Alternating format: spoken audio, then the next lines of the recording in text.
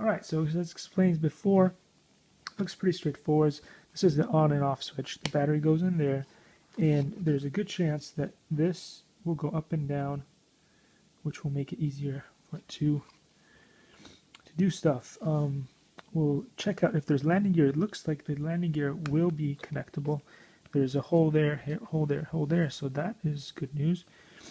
It should be pretty stable in the air, because I noticed that when you have dual engines, that tends to make things more stable than the single engine planes. Alright, let's put that down for a second and see what comes inside here in the bag. In the bag, this is the charger that you get with the plane.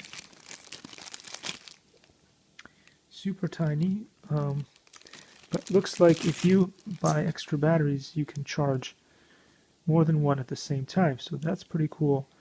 And you just plug it in like that. Ooh, I don't like that you don't go all the way in, because sometimes you can bend these out. Alright, thanks for watching, and I'll see you in the next part.